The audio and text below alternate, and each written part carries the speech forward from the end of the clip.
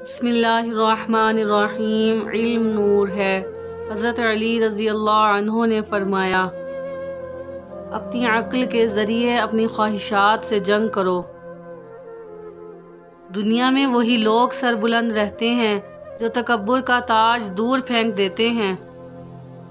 جو ذات رات کو درختوں پر بیٹھے پرندوں کو نیند میں گرنے نہیں دیتی، وہ ذات انسان کو کیسے بے یار و مددگار چھوڑ سکتی ہے؟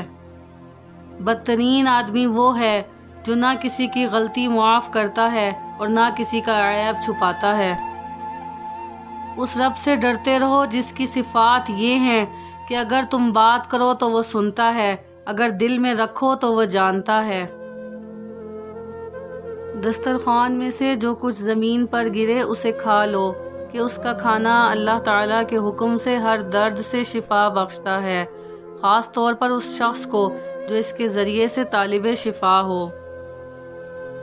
امیر المؤمنین حضرت علی رضی اللہ عنہ نے فرمایا، میں تمہیں وصیت کرتا ہوں اللہ سے ڈرتے رہنا قرآن کے بارے میں، کہ اس پر عمل کرنے میں دوسرے لوگ تم سے آگے نہ نکل جائیں۔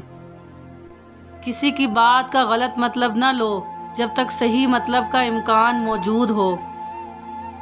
دو چیزوں نے انسان کو ہلاک کر ڈالا، غربت کا خوف اور شہرت کی طلب۔ صلو علی الحبیب صلی اللہ تعالی علی محمد صلی اللہ علیہ وسلم۔